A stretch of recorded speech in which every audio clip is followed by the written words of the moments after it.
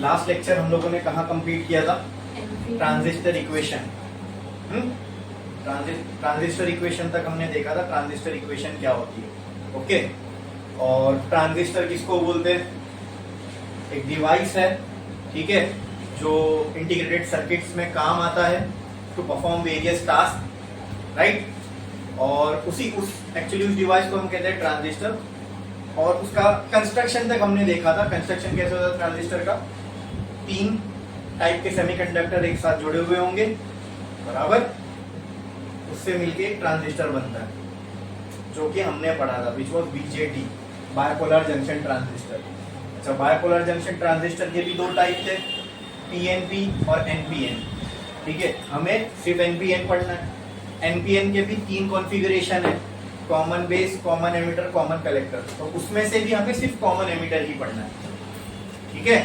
और common emitter configuration को हमने देखा था कैसा दिखता है, सर्किट डायग्राम के पॉइंट ऑफ व्यू से भी देखा कैसा बनाना है, और ब्लॉक डायग्राम में कैसा दिखता है वो भी देखा। उसी ब्लॉक डायग्राम से हमें ट्रांजिस्टर इक्वेशन आई थी।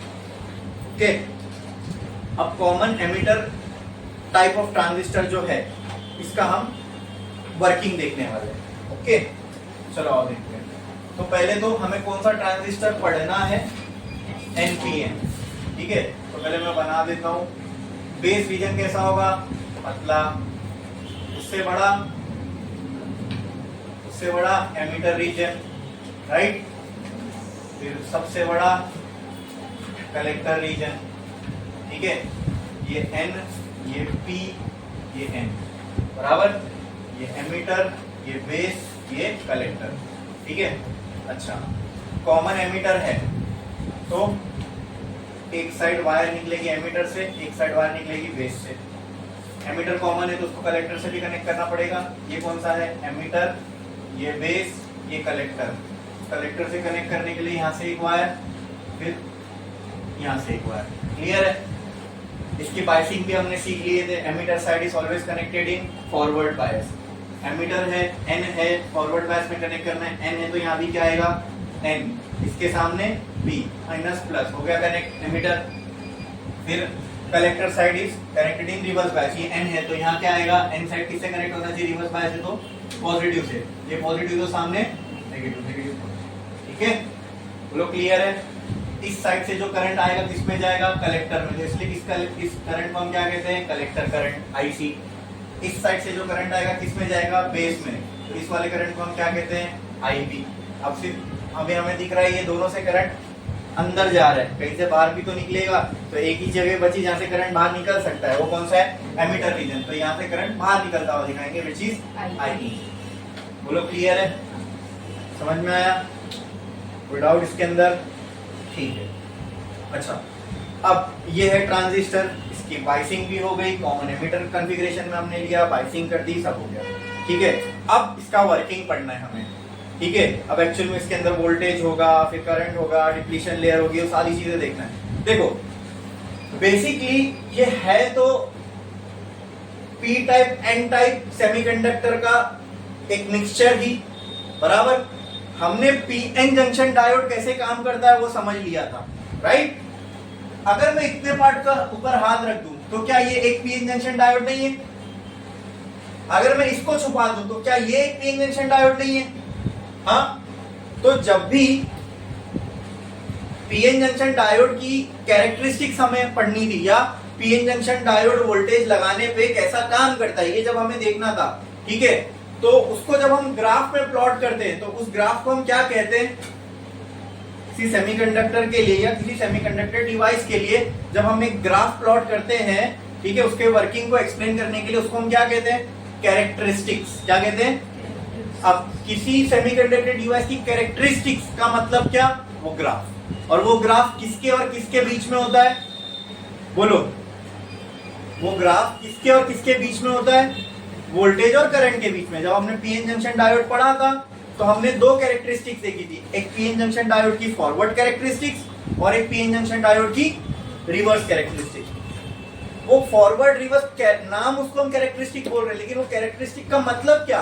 वो एक ग्राफ है, graph between what? Graph between voltage and current. यहाँ पे इस एक्सिस पे करंट था और इस एक्सिस पे वोल्टेज था, और पीएन जंक्शन डायोड के लिए हमने देखा था वो ग्राफ कुछ ऐसा बना था, बराबर। मतलब it shows us the relation between voltage and current.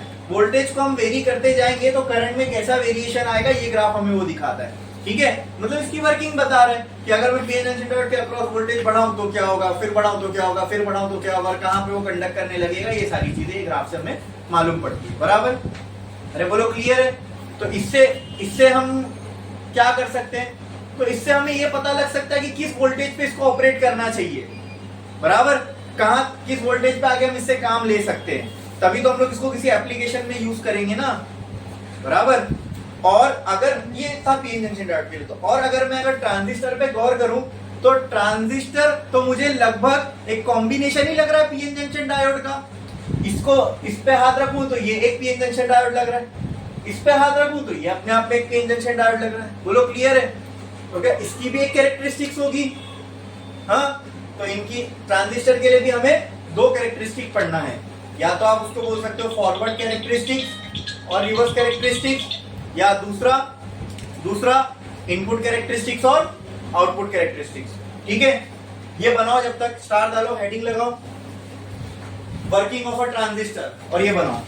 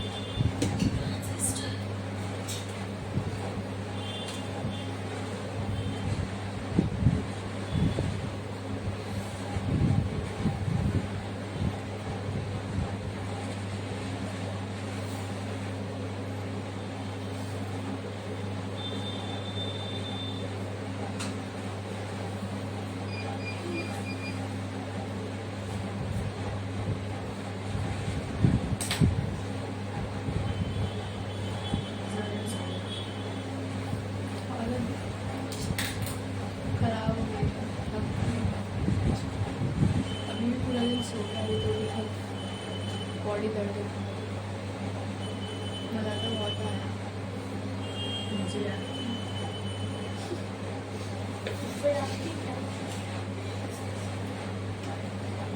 किसी के नहीं आया, हाँ नींद आने से मोस्टली से बात में लगी लेकिन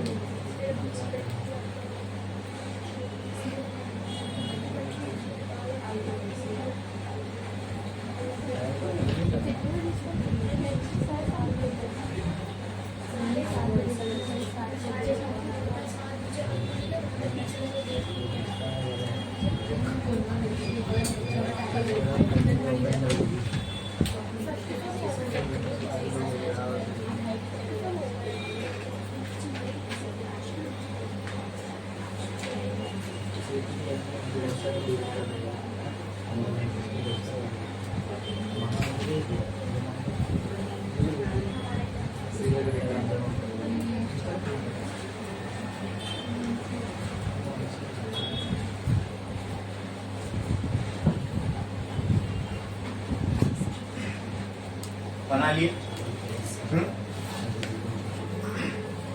अब ट्रांजिस्टर के वर्किंग के बारे में अगर हमें पढ़ना है तो मतलब इसकी भी कैरेक्टरिस्टिक देखनी पड़ेगी। और कौन कौन सी कैरेक्टरिस्टिक? एक इनपुट कैरेक्टरिस्टिक और एक आउटपुट, या फिर जब पीएन जंक्शन डायोड में हमने देखा तो एक फॉरवर्ड कैरेक्टरिस्टिक थी और ये एक रिवर्स कैरेक्टरिस्टिक। तो वैसे ही ट्रांजिस्टर के लिए फॉरवर्ड कैरेक्टरिस्टिक मतलब इनपुट कैरेक्टरिस्टिक और रिवर्स कैरेक्टरिस्टिक मतलब आउटपुट कैरेक्टरिस्टिक। ठीक है, और ये कैरेक्टरिस्टिक होती क्या है? It is the relation between voltage and current. Voltage के वेरी होने पे करंट में कैसा वेरिएशन आएगा उसी को हम कैरेक्टरिस्टिक बोलते हैं। अब पहले हम वो ट्रांजिस्टर के लिए देखेंगे। ठीक है, ठीक है क्या? और ट्रांजिस्टर के लिए जब हम देखने जा रहे हैं तो पहले कौन सी कैरेक्टरिस्टिक देखेंगे? Input characteristic of transistor. ठीक है, तो यहाँ पे मैं input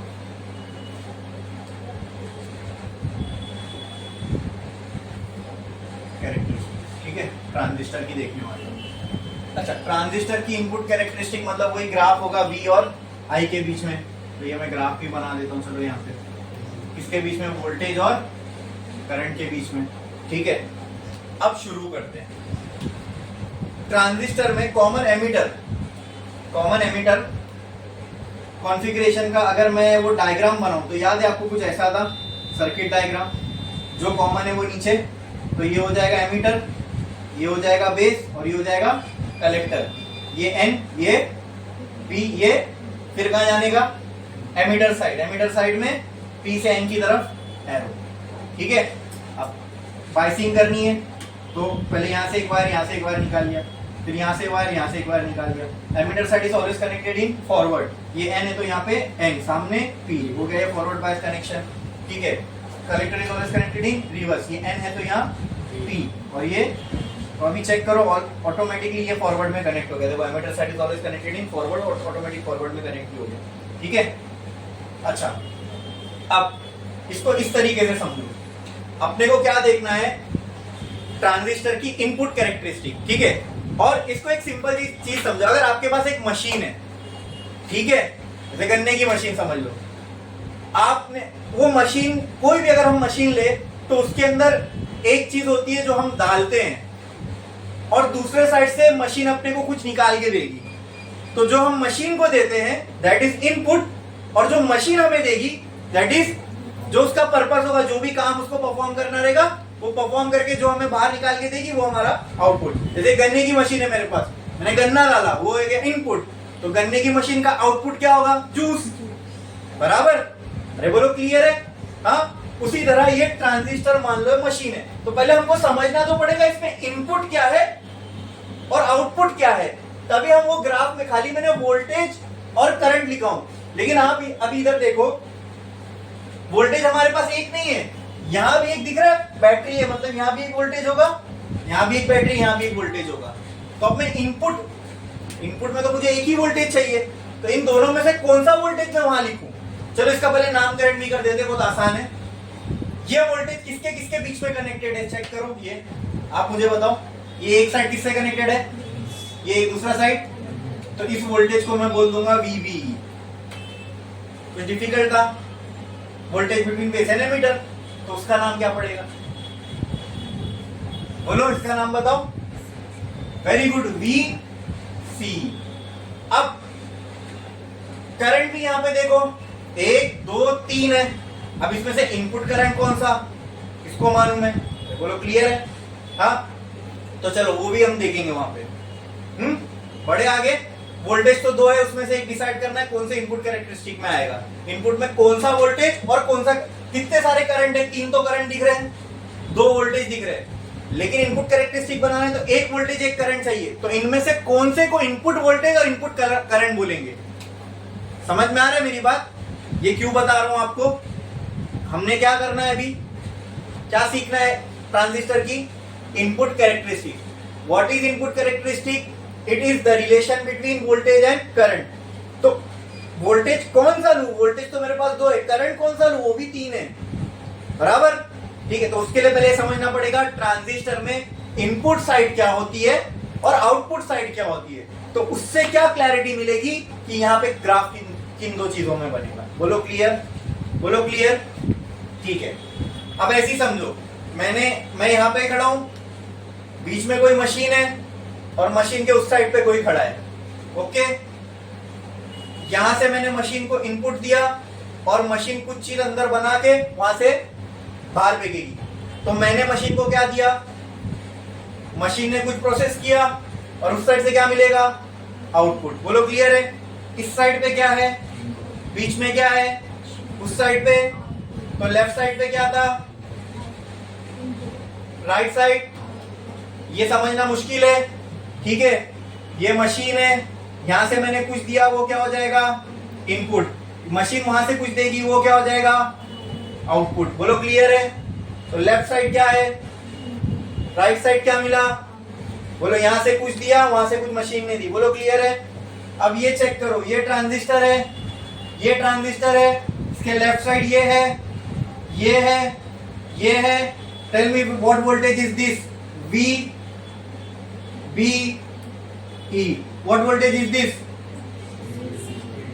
what current is this. जो करंट जहां जा रहा है उसका नाम पड़ेगा, ये करंट कहां जा रहा है, तो ये करंट कहां जा रहा है, तो ऊपर ही देख लिया ना हमने। ठीक है, ये एनालॉजी से समझो, लेफ्ट साइड, बीच में कुछ, राइट साइड, ये वो प्रोसेसिंग यूनिट है जो प्रोसेस कर रहा है, फिर ये प्रोसेस करके हमें क्या देगा, आउटपुट। एकदम लेमन टर्म्स में मैं आपको समझा रहा हूं, आम भाषा में, ठीक है। तो उसी तरह यहां लेफ्ट साइड 2 वोल्टेज है, देखो एक लेफ्ट और एक, तुमको डिसाइड करना है इनपुट कौन सा है, हाँ कौन सा, नाम से बताओ। आप मेरे को यहाँ के लिए नाम मिल गया V, एक तो वोल्टेज डिसाइड हो गया, बराबर। अब करंट, अरे भाई जब इनपुट का वोल्टेज लिए हो तो करंट भी तो इनपुट का ही लोगे ना, जो इनपुट साइड पे कौन सा करंट दिख रहा है, सिंपल। अब करंट, ये क्लैरिटी मिल गई लोगों को, समझे। जब मैंने सिर्फ VI लिखा था पीएन जंक्शन डायोड में, सिर्फ VI कैरेक्टरिस्टिक लिखते थे, यहाँ पे दिख रहा है आपको करंट 3 है पिक्चर में, वोल्टेज 2 है, तो कौन सा डिसाइड करेंगे इनपुट और कौन सा इनपुट में आएगा, ये समझ में आया। 99% लोगों को ये सब चीजें समझ में ही नहीं आती, वो ग्राफ सिर्फ रटते हैं, IB और VB के बीच में बनेगा, क्यों बनेगा नहीं मालूम होता। हमको एकदम क्लियर है, ठीक है। अब आप लोग तो मुझे ये भी बता दोगे आउटपुट कैरेक्टरिस्टिक किन दो लोगों के बीच में बनेगी, बताओ। बस VC और, कितना सिंपल है समझना, है ना, कितनी सिंपल एनालॉजी से हमने समझ लिया इसको, समझ में आया, क्लियर है, कोई डाउट है इसके अंदर, हाँ बोलो, पक्का। अब बढ़ते, ये समझ में आ गया किन दो के बीच में बनेगा ग्राफ। अब कैसा बनेगा ग्राफ उस पे आते हैं, ठीक है, ठीक है। तो चलो उसके लिए ना मैं पहले तो ये दो की तो मुझे जरूरत पड़ेगी, तो मैं यहाँ पे एक टेबल बना लेता हूं, फॉर VBE और IB, ठीक है। वोल्टेज वेरी करता जाऊंगा तो करंट वेरी होता जाएगा, जो वोल्टेज वेरी करूंगा उसके सामने जो करंट की वैल्यू आएगी वो लिखूंगा, फिर वोल्टेज वेरी करूंगा, फिर जो करंट की वैल्यू आई वो। समझता है ना, एक्सपेरिमेंट ऐसी करते हो ना, तो वैसी ग्राफ, फिर जो भी यहाँ पे पॉइंट्स आते उसको हम ग्राफ में प्लॉट करते और फिर एक ग्राफ बनाते हैं, वही तो चेक कर रहे हैं हम लोग यहाँ पे, ठीक है। चलो अब इसका वर्किंग स्टार्ट करते हैं। हाँ, करंट कहाँ दोगे, इनपुट में क्या आउटपुट में, इनपुट में दोगे ना, पहले आप इनपुट में कुछ दोगे, ठीक है। तो यहां से मैंने वोल्टेज बढ़ाना चालू किया, इनपुट वोल्टेज बढ़ाया, ठीक है, ठीक है, जो भी। तो चेक करो इनपुट वोल्टेज मतलब क्या मैं इन दोनों को वोल्टेज दे रहा हूं, अब इसको थोड़े टाइम के लिए भूल जाओ, थोड़े टाइम के लिए बस, वो है पिक्चर में साथ ही में वो भी, लेकिन इसको अगर मैं भूल जाऊं, क्या ये हमें अपना नॉर्मल पीएन जंक्शन नहीं लग रहा, ठीक है। अब यहाँ पे एक और चीज याद रखना, इन सबकी डोपिंग भी अलग अलग हो रखी है ना। जाओ टेबल बनाया था ना, उसमें बताओ किसकी डोपिंग क्या है, कौन हैवीली डोप्ड है, कौन हैवीली डोप्ड है, कौन लाइटली डोप्ड है, कौन मॉडरेटली डोप्ड है, बताओ। एमीटर कैसा है, हैवीली डोप्ड, फिर बेस कैसा है, हाँ ये है लाइटली डोप्ड और ये मॉडरेटली डोप्ड, ठीक है। एक और चीज समझ लो दोस्तों, एक और चीज, एमीटर एन टाइप है, ऊपर से हैवीली डोप्ड है, मतलब इसमें नंबर ऑफ इलेक्ट्रॉन बहुत बहुत ज्यादा होंगे, राइट। बेस तो पी टाइप है, मतलब इसमें ऑलरेडी होल ज्यादा होंगे, ऊपर से डोप भी लाइटली है, समझे, ठीक है।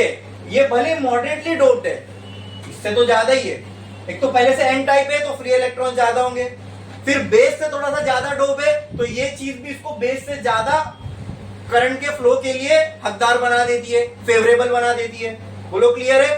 तीसरी, साइज में बड़ा है, दिख रहा है, हाँ, तो जितना बड़ा उतना ज्यादा इलेक्ट्रॉन को समा सकता है, मतलब उतने ज्यादा जगह के हिसाब से फ्री इलेक्ट्रॉन भी होंगे इसके पास, बोलो क्लियर है, ठीक है, ठीक है, ठीक है। ये क्या पढ़ रहे हैं हम लोग, ये क्या चीज, चिड़िया का नाम क्या है जिसको हम पढ़ रहे हैं, ट्रांजिस्टर। याद रखना, इससे एक फैक्ट बताऊंगा आप लोग को, रियल लाइफ का, तो दिमाग खराब हो जाएगा आपका, ठीक है। ये इतना समझ में आया। अब इसकी वर्किंग शुरू करते हैं। मैंने क्या किया, जब VBE 0 था, यानी कोई यहाँ वोल्टेज नहीं, मतलब इसको थोड़े टाइम के लिए भूल जाओ, क्या ये पीएन जंक्शन डायोड दिख रहा है, जब हम उसको कोई वोल्टेज ना दे, इसका 0 होना मतलब बैटरी कनेक्ट ही नहीं है, ऐसा समझ लो। जब पीएन जंक्शन डायोड किसी वोल्टेज से कनेक्ट नहीं होता, तो भी उसके जंक्शन पे एक चीज बन के तैयार रहती है, वो क्या है, हाँ, वोल्टेज बैरियर, यस, उसको हम डिप्लीशन लेयर भी बोलते हैं, ठीक है। क्या वो इधर बनी हुई रहेगी, ये है जंक्शन, ये दो पीएन जंक्शन डायोड का ये जंक्शन है, क्या यहां एक डिप्लीशन लेयर होगी, बोलो, ठीक है।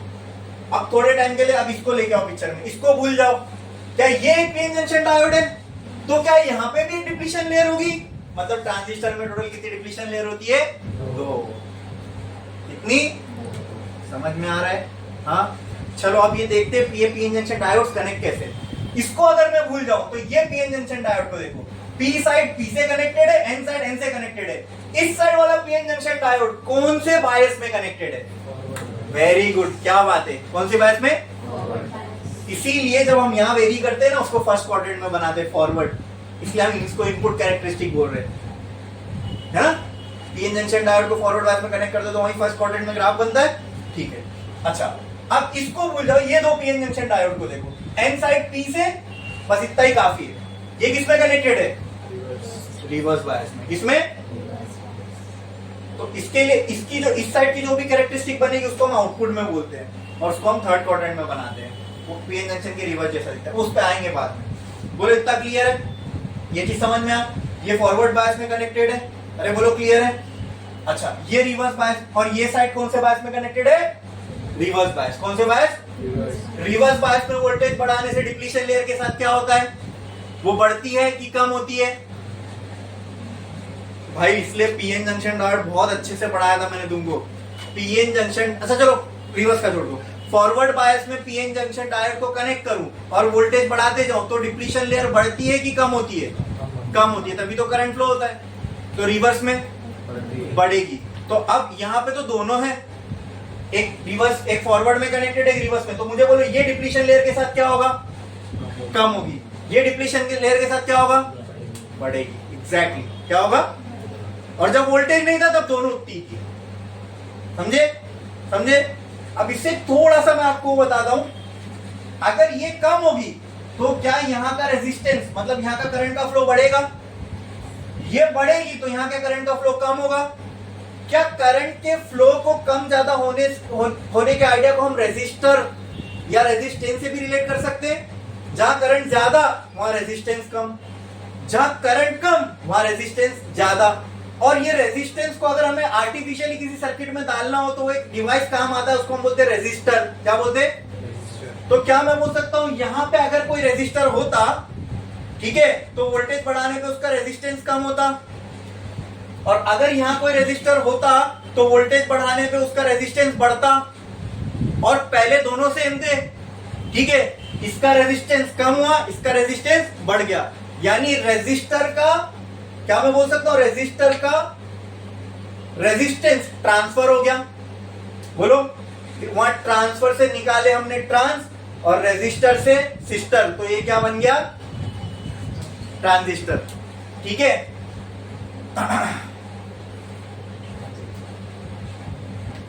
अच्छा अब इसमें और आगे बढ़ते हैं। ये फॉरवर्ड बायस में कनेक्टेड है, ये बस मैंने इसलिए बताया कि ताकि तो इसके नाम से थोड़ा सा हमको काम से थोड़ा नाम इसका रिलेट हो सके।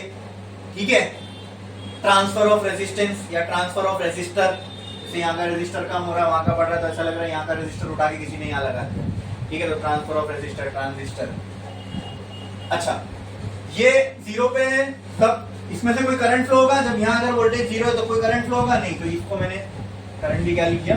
जीरो। अब धीरे धीरे हम वोल्टेज बढ़ाना चालू करते हैं। मान लो मैंने इसको किया 0.1 वोल्ट, ठीक है, 0.1 वोल्ट, तो डिप्लीशन लेयर क्या होने लगेगी? कम।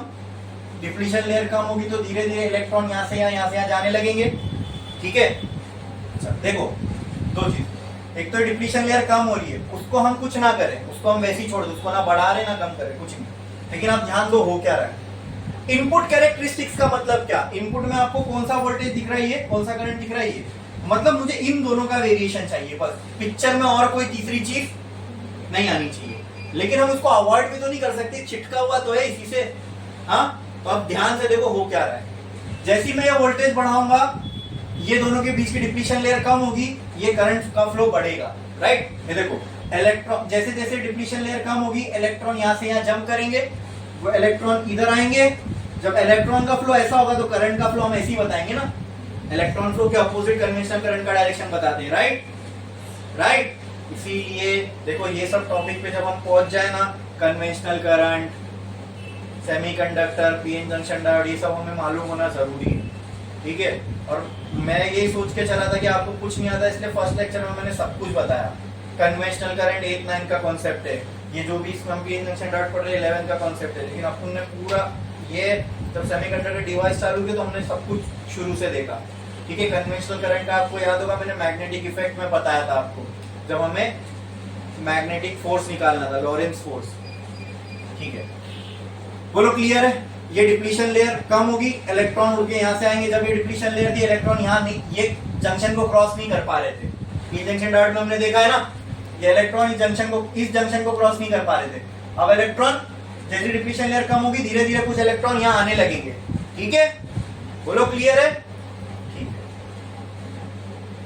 धीरे धीरे कुछ इलेक्ट्रॉन इधर आने लगे। ओके, इलेक्ट्रॉन इधर आए, इलेक्ट्रॉन का फ्लो ऐसे, करंट का फ्लो ऐसे। बोलो क्लियर, समझ में आया?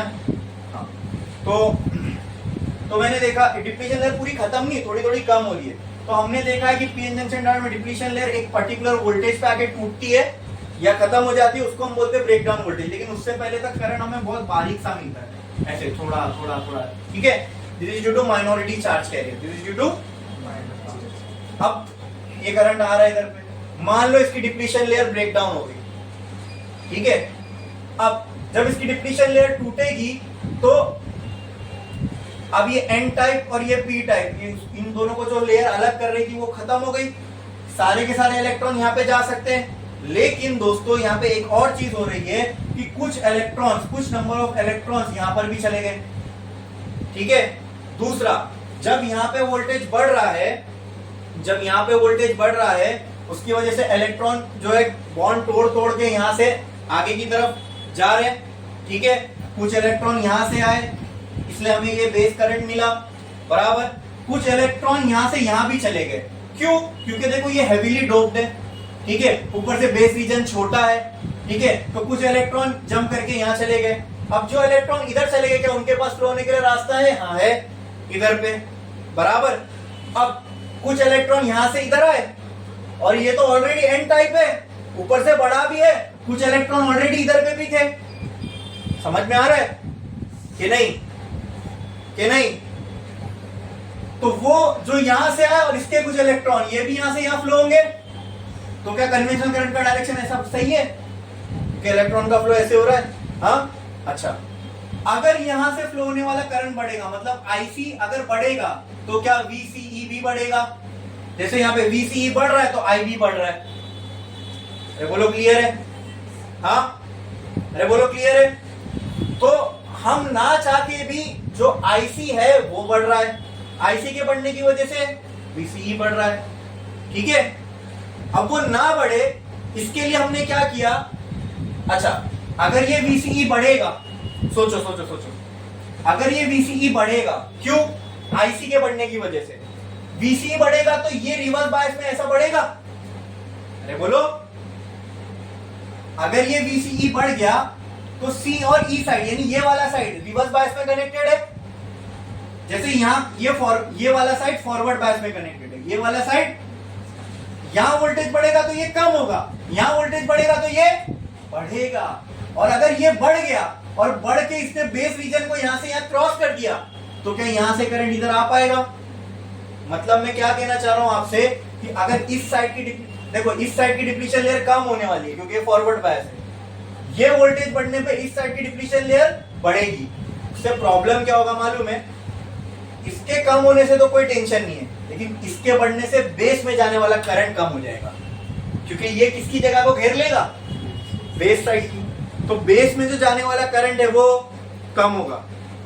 अब मुझे आप बताओ, मैं यहां से वोल्टेज बढ़ाता जा रहा हूं लेकिन बेस में कोई करंट नहीं मिल रहा। रीजन, जितना मैं यहाँ करंट बढ़ा रहा हूं उतना करंट यहाँ बढ़ रहा है इलेक्ट्रॉन जंपिंग की वजह से, उसकी वजह से ये बढ़ रहा है, ये बढ़ने की वजह से यहाँ डिप्लीशन लेयर बढ़ रही है, फिर उसकी वजह से ये और नहीं बढ़ पा रहा है।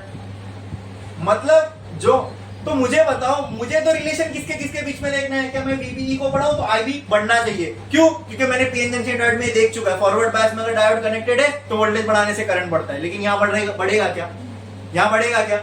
मैंने और वीबीई बढ़ा दिया, और वीबीई बढ़ाने से और इलेक्ट्रॉन यहाँ जंप करेंगे, लेकिन फिर आईसी और बढ़ेगा, आईसी और बढ़ेगा तो वीसी और बढ़ेगा, वीसी और बढ़ेगा तो ये डिप्लीशन लेयर और बढ़ेगी और बढ़ेगी, और वो और बढ़ेगी, तो यहां बढ़ाने से कोई मतलब ही नहीं, फिर ये करंट बढ़ना नहीं बढ़ पाएगा। समझे? आप मुझे बताओ, क्या मुझे इसके और इसके बीच का रिलेशन सही मिल पाएगा? बोलो, क्यों नहीं सही मिल पाएगा? क्योंकि सर ये बढ़ाने से ये नहीं बढ़ना चाहिए, ये दिक्कत कर रहा है, ये बढ़ रहा है ना, तो ये यहाँ की डिप्लीशन लेयर हमारा काम खराब कर रही है। तो ये डिप्लीशन लेयर को अगर मैं चाहता हूं ये ना बढ़े तो उसके लिए किसको नहीं बढ़ना पड़ेगा? बोलो। अगर यहाँ जैसे ये डिप्लीशन लेयर को कम करना है तो इसको बढ़ाना पड़ेगा। ये तो रिवर्स बायस में कनेक्टेड है, वो बढ़ेगी तो ये डिप्लीशन लेयर बढ़ेगी। ये ना बढ़े इसके लिए क्या करना पड़ेगा? ये VCE को कम करने से वो कम थोड़ी ना होएगा। लेकिन हाँ, VCE अगर रुका रहे तो ये डिप्लीशन लेयर बढ़ेगी नहीं। ये बढ़ रही थी ना, इसको बढ़ने से ही तो रोकना है। इसको अगर बढ़ने से रोकना है, ये किसकी वजह से बढ़ रही है? इसके बढ़ने से। अगर मैं इसको ही बढ़ने से रोक दूं तो क्या ये रुक जाएगा? तो क्या इसका कोई दखल नहीं होगा फिर इस रीजन में? फिर क्या मैं इसको बढ़ा के इसको चेक कर सकता हूं? यस। तो क्या नीड आई हमें? VC should be constant. VC should remain. समझ में आया? तो यहाँ एक टेबल और बनेगा और VCE। ये कुछ भी करो इसमें VCE क्या रहना चाहिए? क्या रहना चाहिए? समझ में आया? तो ट्रांजिस्टर की अगर इनपुट कैरेक्टरिस्टिक पढ़ना है तो आउटपुट वाले वोल्टेज को, दिस इज आउटपुट वोल्टेज ना, ये इनपुट वोल्टेज, ये इनपुट करंट, ये तो इनपुट पढ़ रहे हैं तो आउटपुट का उसमें कोई दखल। उसी तरह जब आउटपुट पढ़ेंगे तब इनपुट का कोई दखल नहीं होना चाहिए। समझ में आया? हाँ। तो इसीलिए ये आउटपुट वोल्टेज को क्या रहना पड़ेगा यहाँ पे? कांस्टेंट। अब जो करना है करो। अब ये कांस्टेंट हो गया, अब तुमको बराबर से इन दोनों का रिलेशन मिलेगा। ठीक है। तो मान लो मैंने कोई एक कांस्टेंट वोल्टेज सेलेक्ट कर लिया। फॉर एग्जांपल मैं एग्जांपल मान लो ये जो कांस्टेंट वोल्टेज है, let it be 10 volt. Let it be, बोलो क्लियर है? अच्छा, अगर मैं यहाँ 10 वोल्ट रखूं तो डिप्लीशन लेयर छोटी होगी कि 20 वोल्ट रखूं तो यहाँ डिप्लीशन लेयर छोटी होगी? 10 वोल्ट पे, क्योंकि रिवर्स में जितना बढ़ाऊंगा ये बढ़ेगा, राइट? तो कम वोल्टेज रखने पे या डिप्लीशन लेयर कम होगी, ज्यादा रखने पे ज्यादा और ज्यादा रखने पे और ज्यादा। बोलो क्लियर है? समझ में आया? ठीक है, ठीक है। जितना वोल्टेज यहाँ ज्यादा होगा उतना करंट के फ्लो को यहाँ से दिक्कत होगी। ठीक है। तो पहले मैंने 10 वोल्ट रखा। ठीक है। अब ये कांस्टेंट हो गया, जो चीज हमें डिस्टर्ब कर रही थी उसका हमने सोल्यूशन निकाल लिया। क्या कर दिया? आउटपुट वोल्टेज को हमने क्या रख दिया? Constant. And what is that output voltage? VC। क्यों आउटपुट है वो भी समझा, ये एनालॉगी से वो भी समझा दिया मैंने आपको आउटपुट वोल्टेज क्यों। बोलो क्लियर है? बोलो क्लियर है? समझा? ठीक है। तो अच्छा, क्या 0.1 वोल्टेज देने पे कि ये करंट सीधा भागने लगेगा? मतलब क्या इसकी वैल्यू फट से बढ़ जाएगी? यहाँ पे एक डिप्लीशन लेयर है, यहाँ पे मैं धीरे धीरे करंट को बढ़ा रहा हूं, तो क्या वोल्टेज 0.1 वोल्ट देने से करंट एकदम भागने लगेगा? यहाँ से यहाँ इलेक्ट्रॉन फटाफट फ्लो होने लगेंगे? नहीं। कब तक ऐसा नहीं होगा? जब तक डिप्लीशन लेयर टूट नहीं जाती। तो सिंपल 0.1 वोल्ट पे मान लो यहाँ पे आपको मिला 0.1 माइक्रो एम्पियर, 0.2 वोल्ट, फिर 0.3 वोल्ट, 0.4 वोल्ट, 0.5, 0.6, 0.7, 0.8, लगभग 0.7 पे हमने देखा था सिलिकॉन की जो है वो डिप्लीशन लेयर टूट जाती है। अगर मान लो सिलिकॉन जर्मेनियम का डायोड है, ठीक है, तो लेट्स से, या तो मान लो कोई भी, लेट्स से मैंने ऐसा ही कोई सेमीकंडक्टर सेलेक्ट किया, उसकी डिप्लीशन लेयर 5 वोल्ट पे, 0.5 वोल्ट पे टूट जाएगी। जब तक 0.5 वोल्ट नहीं होता करंट बहुत धीरे धीरे बढ़ेगा। दिख रहा है? माइक्रो एम्पियर में बढ़ रहा है। हाँ, 0.4 माइक्रो एम्पियर, 0. हाँ, जैसी ये फाई आ गया, ये फट से हो गया 1 एम्पियर, फिर फट से 2, फट से 4, फट से 5, समझे? तो वो क्या होगा? देखो, मैंने वोल्टेज बढ़ाया, करंट थोड़ा सा बढ़ा, फिर बढ़ाया, थोड़ा सा बढ़ा, फिर मान लो ये इसका ब्रेकडाउन वोल्टेज, ये कौन सा है? पढ़े ना हमने पीएन जंक्शन डायोड में, जहां डिप्लीशन लेयर खत्म, मतलब वही ब्रेक, वो वोल्टेज ही क्या हो गया? Breakdown voltage. फिर बढ़ा नहीं बढ़ा, लेकिन जैसी ब्रेकडाउन वोल्टेज आया ऐसी ग्रो होता है करंट। बोलो क्लियर है? लेकिन ये जो भी करंट की वैल्यूज मुझे मिली, इस कांस्टेंट वैल्यू पे मिली, and that constant value was 10 volt. ठीक है। तो क्या मैं बोल सकता हूँ इसको, ये VCE1 कोई वैल्यू होगी, इसको मैंने नाम दे दिया VCE1। अच्छा, ये कांस्टेंट वोल्टेज कुछ 10 के अलावा कुछ और भी हो सकता है। मान लो ये, इसको मैंने कर दिया 20 वोल्ट। अब करंट का फ्लो क्या बोलते हैं? 0.5 पे होगा। अब मुझे इसका आंसर देना। अभी 0.5 पे 10 वोल्ट, मतलब 0.5 पे डिप्लीशन लेयर टूटी, करंट का फ्लो चालू। अगर मैंने वोल्टेज बढ़ा दिया तो 0.5 पहले से ही करंट फ्लो होना चालू हो जाएगा कि 0.5 के और बाद करंट फ्लो होना चालू होगा? और बोलो, बाद की पहले और बाद में। क्यों? क्योंकि वो वहां से डिप्लीशन लेयर बढ़ गई। मतलब अगर मैं ये V, इसको मैं VCE2 नाम दे दूं, ठीक है, तो अब ग्राफ कैसा बनेगा? इससे पहले ही बन जाएगा, इसके बाद बनेगा। वेरी गुड, मतलब आप समझ गए ट्रांजिस्टर का वर्क, ठीक है। This is VCE2। अच्छा, इसको अगर मैं हटा दूं तो क्या ये characteristic same PN junction diode जैसी है? हाँ, ठीक है। बस यहाँ पे स्पेसिफाई करना पड़ेगा कौन से करंट और कौन से वोल्टेज के बीच में ग्राफ बन रहा है। बोलो क्लियर है? अगर मैं इसको 30 वोल्ट कर दूं तो अब ग्राफ और आगे बनेगा। वेरी गुड, तो दिस विल बी VCE3।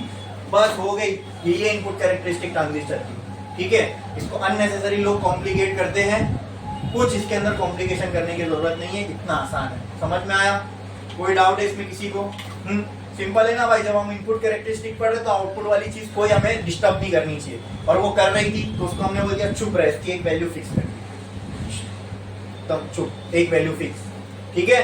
तो उसकी एक वैल्यू फिक्स, अगर कम है तो जल्दी करंट फ्लो होने लगेगा, जैसे जिसकी वैल्यू बढ़ाते जाओगे, ठीक है, वैसे वैसे।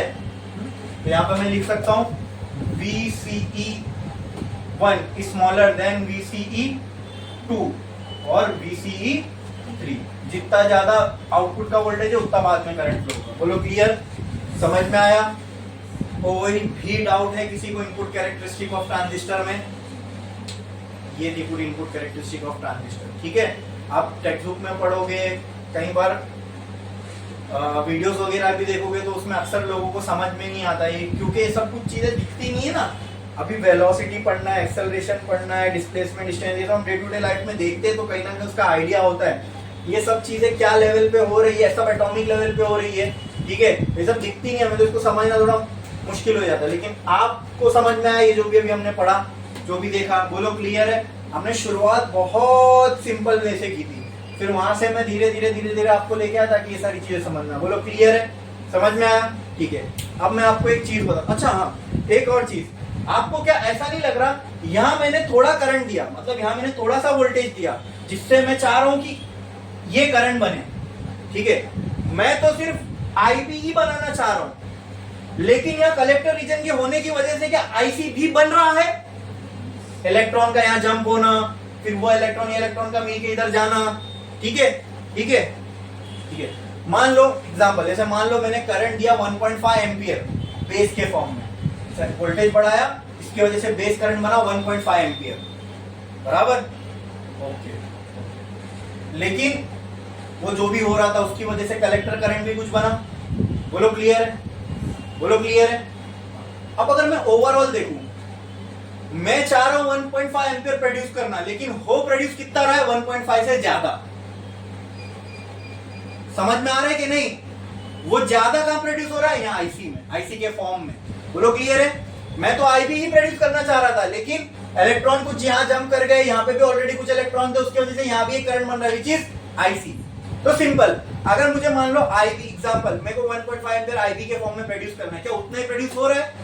नहीं, उससे थोड़ा सा ज्यादा प्रोड्यूस हो रहा है। क्यों? क्योंकि ये सब जुड़े हुए हैं ना, तो ये यहाँ के इलेक्ट्रॉन यहाँ से भी इंटरैक्ट करेंगे, और उस इंटरैक्शन की वजह से ये कुछ यहाँ पे एक्स्ट्रा करंट बन रहा है। तो क्या मैं बोल सकता हूँ यहाँ मुझे करंट का गेन हुआ? I gained something in current which I was not expecting. समझ में आ रहा है कि नहीं आ रहा है ये बात? बोलो, अरे बोलो, ये समझा कि नहीं समझा?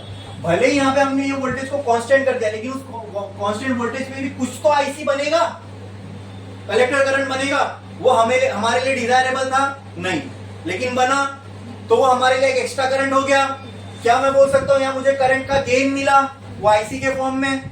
अरे बोलो, क्लियर है? ठीक है। Now when we saw that there is a gain in current when we operate a transistor, we use this property of transistor, ठीक है। ये जो करंट का गेन होता है ट्रांजिस्टर में, ठीक है, ये हमने देखा, और इसको, इसी प्रॉपर्टी को हमने हमारे फायदे के लिए इस्तेमाल किया, और जब हम ट्रांजिस्टर को उसके करंट गेन के लिए इस्तेमाल करते हैं, ठीक है। जैसे फॉर एग्जांपल मैंने इनपुट में कम करंट दिया तो आउटपुट में मुझे ज्यादा खुद ही करके दे रहा है। मैं आई बात समझते हैं, बाय नेचर नेचुरली उसके अंदर उसकी बनावट ऐसी है ट्रांजिस्टर की कि जितना मैं इसको करंट दे रहा हूं, ठीक है, वोल्टेज दिया मतलब मैंने वोल्टेज के फॉर्म में, फिर वो करंट में चेंज होगा ना। सर्किट क्लोज है तो करंट, वोल्टेज है तो करंट फ्लो होगा। वोल्टेज वेरी करके जो मैं इसको करंट दे रहा हूं, ट्रांजिस्टर मुझे रिटर्न में उससे ज्यादा करंट दे रहा है। अरे बोलो क्लियर है? तो हमें जब इस प्रॉपर्टी के बारे में ट्रांजिस्टर के मालूम पड़ा तो इसको हमने कहा करंट गेन। करंट का गेन मिल रहा है हमें, जितना हम इनपुट में दे रहे हैं उससे ज्यादा ही हमें करंट बाहर निकाल के दे रहा है। बोलो क्लियर है? तो इसको हमने कहा करंट गेन। मतलब अगर मैं इसको इनपुट में कोई करंट दूं तो आउटपुट में ये मुझे ज्यादा करंट देगा। तो ये किसी चीज का कम से ज्यादा होना, इसको हम ऐसा भी बोल सकते हैं कि एम्पलीफाई हो जाना। क्या हो जाना? क्या हो जाना? तो जब हम जानबूझ के ट्रांजिस्टर को ऐसी जगह यूज करते हैं जहां पे हमें करंट कम दे रहे हैं और आउटपुट से करंट ज्यादा मिल रहा है, तो there transistor works as an amplifier. That transistor works as an, ये समझ में है क्यों एम्पलीफायर? ये तो एक डिवाइस का नाम है। एम्पलीफायर कुछ नहीं है, ट्रांजिस्टर ही है।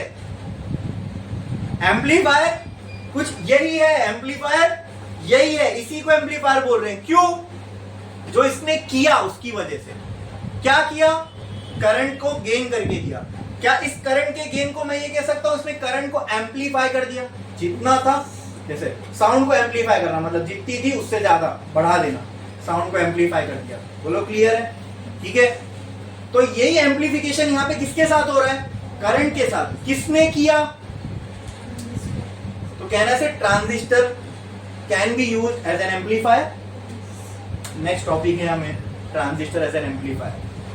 समझ में आया? ठीक है। उसमें हमें करंट गेन भी देखना है क्या होता है। ठीक है, हो रहा है करंट गेन, ये समझ में आया। उसका मैथमेटिकल रिलेशन तो देखेंगे बाद में, लेकिन कंसेप्चुअली लॉजिकली आपके दिमाग में बसा कि करंट का गेन हो रहा है कि नहीं बसा? अरे बोलो, या इतनी बात सिंपल समझ में आई कि ट्रांजिस्टर को हम जितना करंट दे रहे हैं उससे ज्यादा ये हमें दे रहा है? अरे बोलो, क्लियर है? हाँ। अगर आपने किसी बिजनेस में 10 रुपया लगाया और बिजनेस ने आपको 15 रुपया दिया तो 5 रुपया आपका क्या हुआ? गेन ना। तो यहाँ भी तो वही हो रहा है, हमने VB को वेरी करके IB बनाया, लेकिन हमें बाहर कुछ IC भी मिल रहा है एक्स्ट्रा। तो मैंने जब 10 लगाया था, रिटर्न में 15, तो 10 तो मेरे ही थे। हाँ, जो आउटपुट में जब वो बाहर आया वो 5 एक्स्ट्रा आया, बराबर? ठीक है, वही मेरा गेन हुआ। उसी तरह हम बनाना IB चाह रहे लेकिन बन IC भी रहा है, तो कुछ गेन हो रहा है यहाँ पे, बराबर? क्लियर है? लॉजिकली समझ में आई ये बात? कंसेप्चुअली दिमाग में बैठी कि किसका गेन हो रहा है, करंट कैसा बढ़ रहा है? बोलो क्लियर? कोई डाउट है इसके अंदर? अगर है तो पूछो, फिर आगे बढ़ता हूं। है? इनपुट कैरेक्टरिस्टिक्स पूरी समझ में है ट्रांजिस्टर की। एंड बाय इनपुट कैरेक्टरिस्टिक क्या हमें ये समझ में आया कि ट्रांजिस्टर में करंट गेन हो रहा है। इस गेन होने की प्रॉपर्टी को हम बोल सकते हैं करंट एम्पलीफाई हो रहा है। ठीक है, तो ट्रांजिस्टर एज एन एम्पलीफायर काम कर रहा है। Transistor is also use as an amplifier in circuit to amplify what? Current. ठीक है? ठीक है। अब एक फैक्ट की बात बताता हूं आपको। ये एक NPN ट्रांजिस्टर है। पहले तो बताओ, एक N टाइप ट्रांजिस्टर खुद ब खुद बनेगा नहीं, इसमें आपको इम्प्योरिटी डालनी पड़ेगी, बराबर? तो आप समझो, मेरी बात को समझो। 10 to the power of 8 atoms में, कितना बोल रहा हूं मैं? 10 to the power of 8 atoms में। 10 to the power of 8 का मतलब होता है 10 करोड़। ठीक है, 10 to the power of 8 यानी 10 करोड़ एटम में, 10 करोड़ प्योर सेमीकंडक्टर के एटम में एक इंप्योरिटी मिलाई जाती है, P टाइप। 10 करोड़ में एक इंप्योरिटी मिलाई जाती है। जो हम बोलते हैं N टाइप बना इंप्योरिटी मिलाने से, P टाइप बना। तो इंप्योरिटी का प्रोपोर्शन बता रहा हूं मैं आपको। 10 crore atoms of pure semiconductor में एक इंप्योरिटी डाली जाती है। अब सुनो, वो इंप्योरिटी ही करोड़ों में होती है। समझ में आ रहा है मैं क्या कहना चाह रहा हूं? मैं आपको उसका स्केल समझाना चाह रहा हूं, ठीक है? वो मतलब 10 करोड़ में एक इंप्यूरिटी ऐड करना है अपने को, और मैं कह रहा हूं इंप्यूरिटी ही कितनी, अगर एक एन टाइप सेमीकंडक्टर है तो उसमें इंप्यूरिटी ही करोड़ों में होगी। एटम्स कितने होंगे फिर? जब 10 करोड़ में एक इंप्यूरिटी डाल रहे हैं और इंप्यूरिटी करोड़ों में, तो अंदर एटम्स कितने होंगे? माइंड नहीं काम कर सकता आपका, है ना? वो नंबर दिमाग के बाहर है। कई ट्रिलियंस में होगा, हाँ कई ट्रिलियंस में होगा। यहाँ पे सिर्फ क्या एन टाइप है? अच्छा, जैसे ये इसमें है वैसे इसमें भी होगा, तो साइज में भी और बड़ा है, तो इसमें और कहीं ज्यादा ट्रिलियंस होंगे। जैसा इसमें क्या वैसे इसमें भी होगा, इसमें भी तो इंप्योरिटी है, ट्राइवेलेंट। हाँ अच्छा, मैंने तो सिर्फ एक के बारे में बताया आपको, 10 करोड़ में एक इंप्योरिटी, इंप्योरिटी करोड़ों में तो एक एटम, एक एन टाइप सेमीकंडक्टर अगर मैं लूं तो उसमें कितने एटम्स होंगे? नहीं यार, ठीक है? तो आप मुझे ये बताओ कि एक एन टाइप का साइज कितना होना चाहिए फिर? एक एन टाइप सेमीकंडक्टर का साइज कितना होना चाहिए? कम से कम सर अंबेडकर गार्डन जितना तो एक होगा। फिर अच्छा, go on your wildest imagination और मुझे बताओ कि कितना इसका साइज होना चाहिए?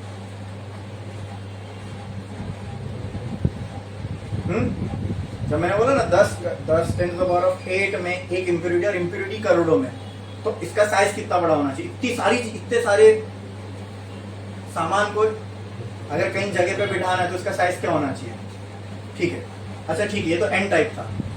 ट्रांजिस्टर में क्या सिर्फ ऐसा एक एन टाइप है? नहीं, इससे बड़ा एक और एन टाइप है और एक और पी टाइप है। तो अच्छा, ट्रांजिस्टर के बारे में बता दो मुझे, क्या लगता है ट्रांजिस्टर की साइज कितनी होनी चाहिए? एक ट्रांजिस्टर की कितनी होगी?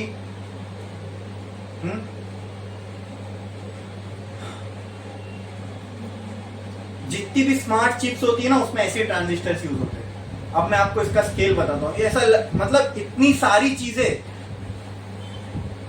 को मतलब ट्रिलियंस में कोई क्वांटिटी है। आप सोचो, आपके फोन में राइट नाउ जो चिप लगी हुई है ना, उसमें मोर देन बिलियन ट्रांजिस्टर्स है, more than a billion transistor है। और वो चिप को तो तुम शायद खोलोगे भी तो भी डायरेक्ट आंखों से दिखेगी नहीं, समझे? जो अपने फोन में क्वालकॉम की, स्नैपड्रैगन की चिप्स होती है ना, या कंप्यूटर के जो प्रोसेसर की चिप होती है, उनमें कितने ट्रांजिस्टर होते हैं? बिलियंस, कुछ थाउजेंड्स नहीं, लाख नहीं, मिलियन नहीं, कितने? बिलियंस ट्रांजिस्टर होते हैं। और वो कितनी, और मैंने बताया ना, हर ट्रांजिस्टर ऐसे 3 सेमीकंडक्टर्स का बना होगा। हर सेमीकंडक्टर में मैंने आपको इंप्योरिटी का स्केल बताया, एटम का स्केल बताया। अब सोचो, इतनी सारी चीजें, वो भी सिर्फ मैं एक ट्रांजिस्टर की बात कर रहा हूं, ऐसे बिलियन ट्रांजिस्टर एक प्रोसेसर चिप में होते हैं, ठीक है? और वो वही प्रोसेसर चिप अपने फोन में पूरा काम कर रही होती है, ठीक है? तो इसको मतलब इतने सारे ट्रांजिस्टर को इतनी सी जगह में बिठाना is a piece of art, ठीक है? वो रियल टेक्नोलॉजी है।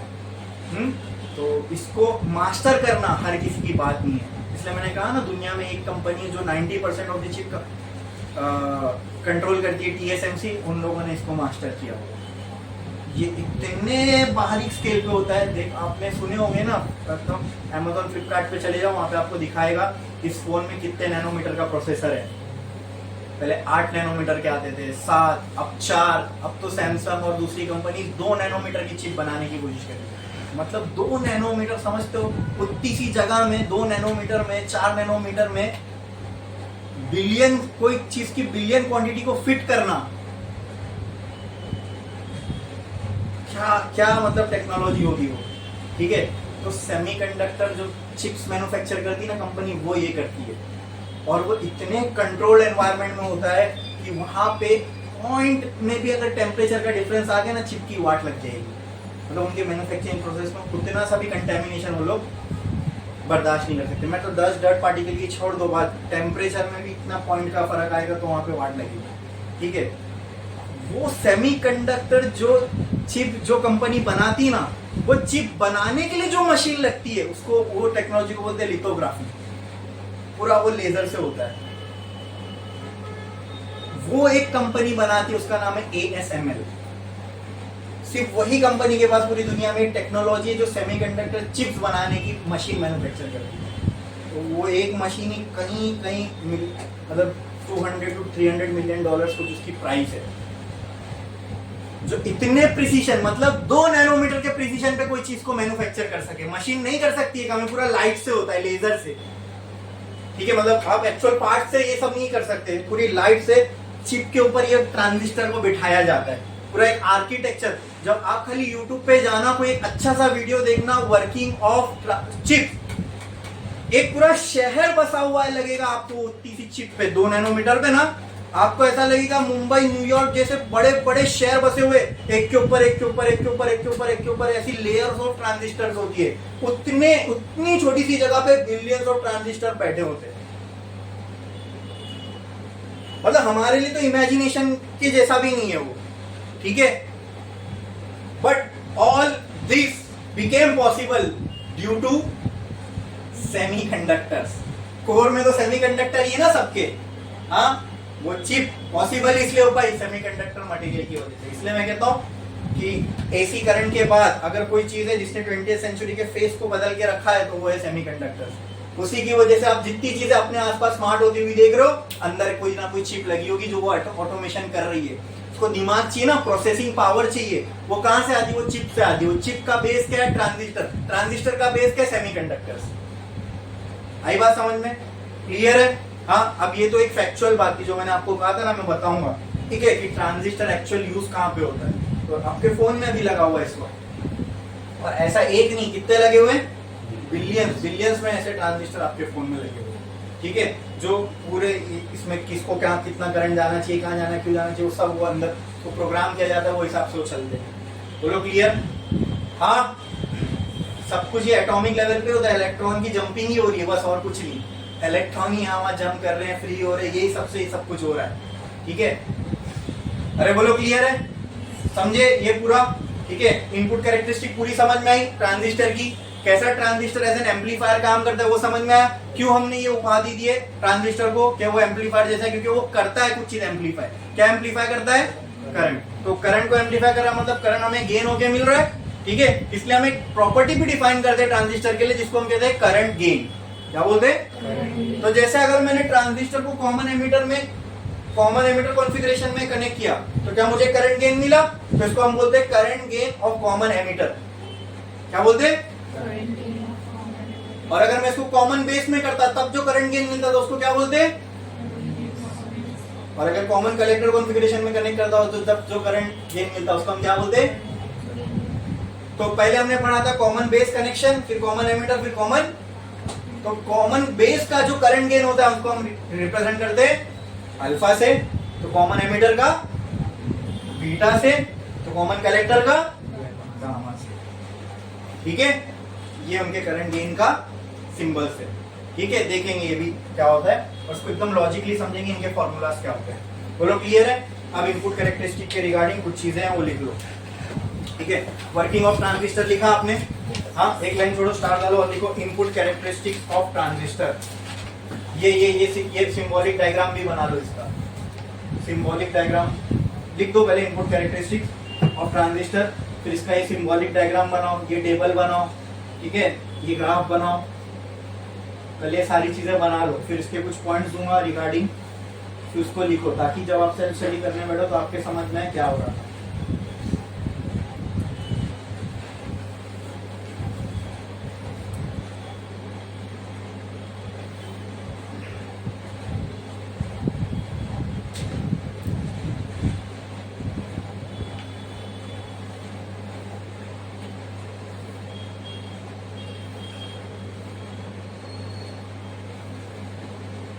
ये कैरेक्टरिस्टिक बनाने के बाद ये भी लिखना, वो भी लिखना। ठीक है,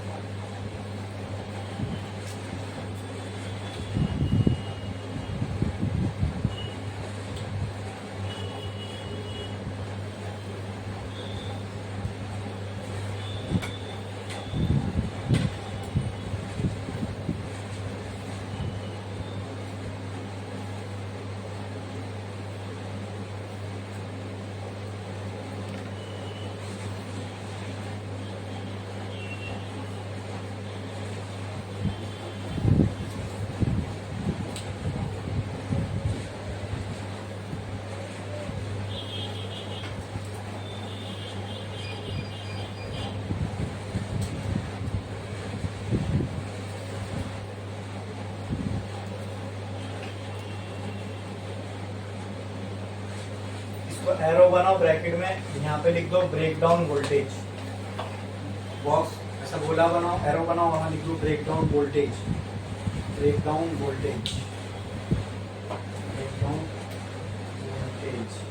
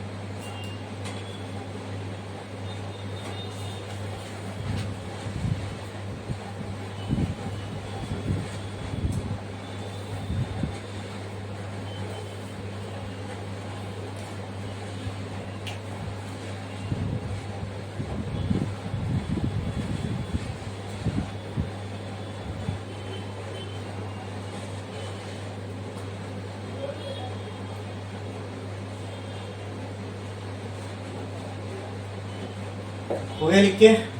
ठीक है। अब एक लाइन छोटा सा आता है, लिखो some points related to input characteristics of transistor. Some points related to input characteristics of transistor. इसमें मैं आपको पॉइंट वाइज उतना ज्यादा लिखा नहीं सकता, जो मैं कर सकता हूँ वो क्या है, मैं आपको अच्छे से अच्छे तरीके से इसको डिटेल में एक्सप्लेन कर सकता हूँ जो मैंने किया। और इसका एकदम आपको डिटेल, अब वो डिटेल हम लिख नहीं सकते ना, ग्रंथ बन जाएगा आपकी बुक के अंदर। ठीक है, तो एक एक वर्ड मेरे मुंह से निकल रहा है, अगर वो मैं लिखाऊं तो ना अपने पास उतना टाइम है ना आप लोग वो लिख पाओगे। तो वो अगर आपको रिपीट करना है, वापस समझना है, तो आप ये वीडियो देख सकते हो, और जितने इंपॉर्टेंट पॉइंट्स है वो मैं आपको यहाँ पॉइंट पे लिखा दूंगा। ठीक है, देखो इनपुट कैरेक्टरिस्टिक ऑफ ट्रांजिस्टर। ठीक है, input characteristics of a transistor is the relation between input voltage, bracket में लिखोगे आप इनपुट वोल्टेज जो है वो, is the relation between input voltage, क्या है ब्रैकेट में, क्या लिखोगे, बोलो क्या लिखोगे,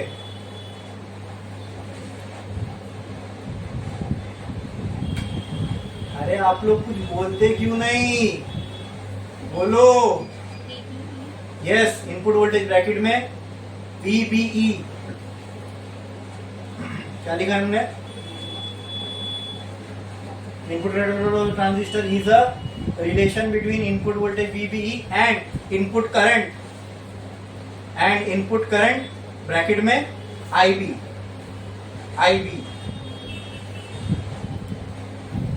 next point,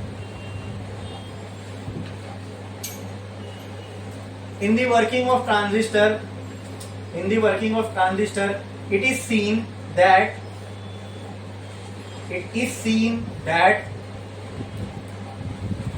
if we increase VBE,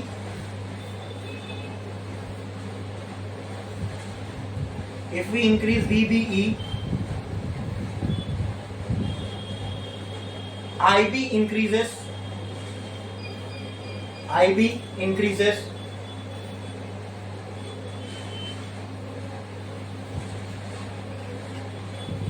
but simultaneously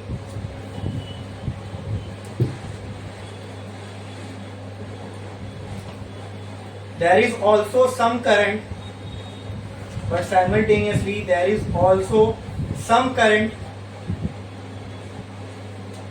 seen in the form of IC,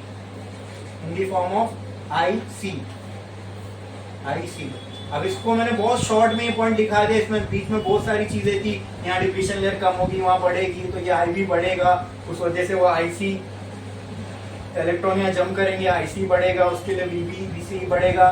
तो यहाँ एक शॉर्ट में बता दिया मैंने, VBE बढ़ा, IB बढ़ा, लेकिन हमने देखा कि VCE भी बढ़ गया, IC भी बढ़ा। ठीक है। Next next point, in order to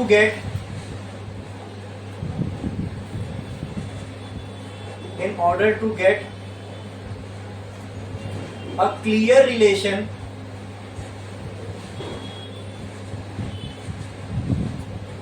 between VBE and IB,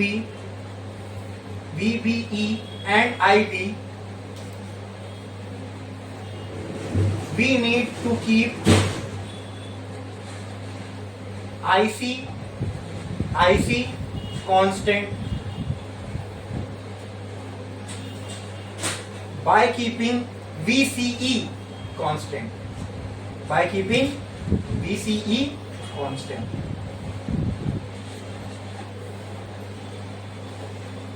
Next point, when we keep VCE constant,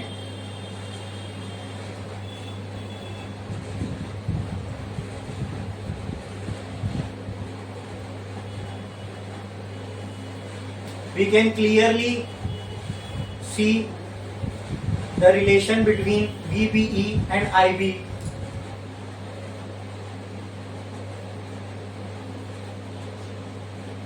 which can be seen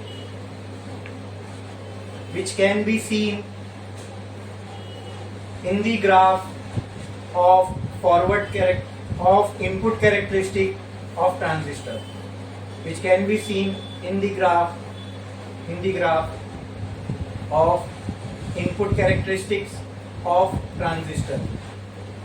of input characteristics of transistor.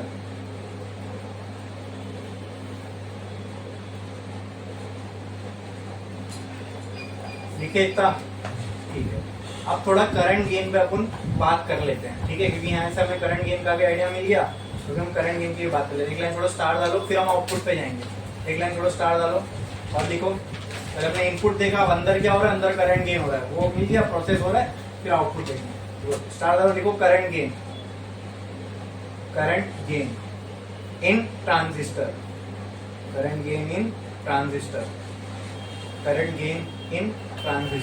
लिखा आपने। उसके नीचे पॉइंट्स में लिखो, और इसमें लिखो, in the working of transistor we can see in the working of transistor we can see that there is some gain in current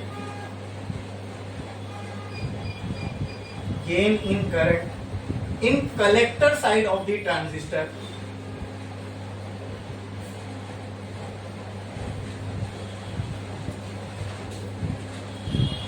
in the form of IC.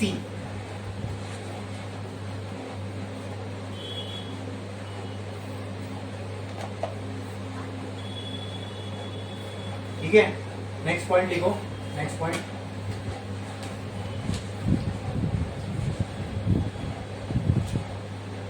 in different configurations of transistors,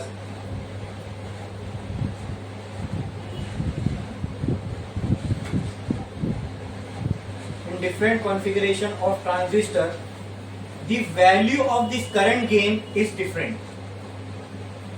The value of this current gain is different.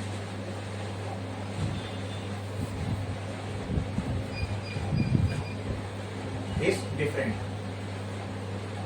Which is as follows. Which is as follows. Which is as follows. ठीक है. अब इसको आपको एकदम आसान भाषा में समझाने वाला हूं, तीनों का करंट गेन कैसे हम कैलकुलेट करते हैं. ठीक है.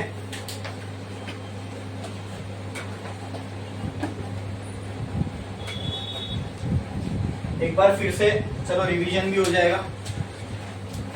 पहले तो गेन, करंट फरंट छोड़ दो, नॉर्मल गेन की बात करते हैं. इसमें कुछ तो गेन हुआ, करंट का गेन, ठीक है, वो छोड़ दो, सिर्फ गेन की बात करते हैं. हमें कुछ गेन हुआ तो उसको कैलकुलेट कैसे किया जाए. मैंने एक बिजनेस में 10 रुपया लगाया, मुझे 15 रुपया मिला, गेन कितना हुआ? 5. ठीक है. और उसी को अगर परसेंटेज वाइज निकालना हो तो 10 डाला था, 15 निकला, 15 डिवाइडेड बाय 10 बराबर कितना आएगा? 1.5. मतलब 1.5 गुना होके आ गया मेरा पैसा. बोलो क्लियर है? अरे बोलो क्लियर है? इतने टाइम्स गेन हुआ बराबर. अच्छा 20 होता तो बोलता डबल हो गया, है क्या नहीं? 15 10 का 15 और 1.5 गुना हो गया बराबर. अरे बोलो क्लियर? ठीक है, ठीक है. तो गेन मैंने निकाला कैसे? मुझे निकालना था गेन. जैसे भी पैसे के मामले में मेरे को गेन निकालना था, कितना टाइम्स गेन हुआ. तो मैंने क्या किया, जो मुझे मिला वो मैंने किससे डिवाइड किया? जो मैंने लगाया. ठीक है. तो इसका आंसर कितना आ गया? 1.5. मतलब मेरा जो गेन हुआ, जो मुझे मुनाफा हुआ, कितना हुआ? 1.5 टाइम्स हुआ बराबर. सही है ना? 1.5 को अगर मैं 10 से मल्टीप्लाई करूं तो 15 ही आने वाला है. बोलो क्लियर है? बोलो गेन मेरा कितना आया? 1.5 टाइम्स गेन हो गया मुझे. बोलो क्लियर है? बोलो क्लियर है? तो ये क्या था मेरा? ये मेरे बिजनेस का इनपुट था क्या आउटपुट था? और ये मेरे बिजनेस का, क्या इन दोनों को मैंने डिवाइड किया तो मुझे बिजनेस का गेन मिला? हाँ, सिंपल. गेन निकालना, एफिशिएंसी निकालना एक ही चीज होती है. ये वर्ड याद रखना. क्या पाया, वो पाने के लिए क्या लगाया. ठीक है. क्या पाया और वो पाने के लिए कितना लगाया. यही होता है गेन, यही होता है मुनाफा. और क्या. ठीक है. तो सिंपल. मैं अगर आपसे पूछूं दोस्तों गेन का फॉर्मूला बताओ मुझे, करंट फरंट सब छोड़ दो. गेन, सिंपल गेन क्या होता है? जो पाया क्या होगा? आउटपुट. तो पाने के लिए जो लगाया होगा इनपुट. कुछ पाने के लिए कुछ लगाओगे भी, है ना? हो गया इनपुट. तो मैं सिर्फ गेन पे अब डिस्कस कर रहा हूँ. करंट, वोल्टेज, वो सब क्या भाग में. ठीक है. अभी सिर्फ हम गेन पे डिस्कस कर रहे हैं. ये समझना मुश्किल था. कितने टाइम का गेन हुआ वो अगर मुझे पता करना है, सिंपल वो बिजनेस के एग्जांपल समझ में आया. बिजनेस में मैंने 10 लगाया, बिजनेस से मुझे 15 मिले, 15 डिवाइड बाय 10 किया, मतलब आउटपुट डिवाइड बाय इनपुट किया, तो मुझे मालूम पड़ा मैं 1.5 गुना मुनाफे में हूँ. कितना गेन हुआ? 1.5 गुना. जो मेरा इनिशियल था उससे मैं 1.5 गुना ऊपर हूँ. बोलो क्लियर है? समझ में आया? 1.5 टाइम्स. हाँ. तो क्या किया उसके लिए? मैंने गेन कैलकुलेट करने के लिए जो भी मेरा आउटपुट था 15, उसको मैंने मेरे इनपुट 10 से डिवाइड कर दिया, तो मुझे क्या मिला? गेन. सिंपल. ठीक है. तो इसके नीचे लिख दो gain is equal to output upon input. Gain is equal to output upon input.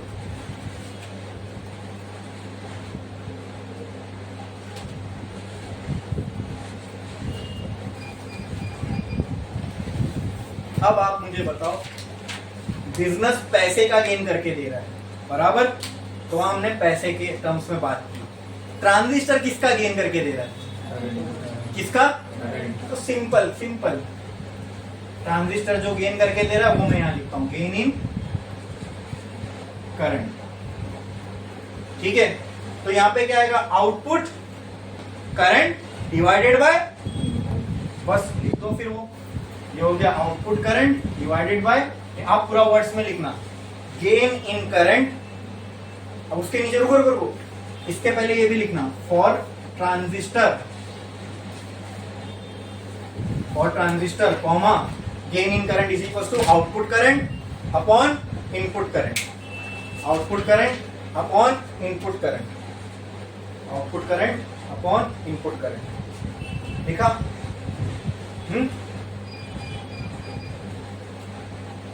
एकदम सिंपल भाषा में, एकदम आम भाषा में हम लोग इसको समझ रहे हैं। बोलो क्लियर है?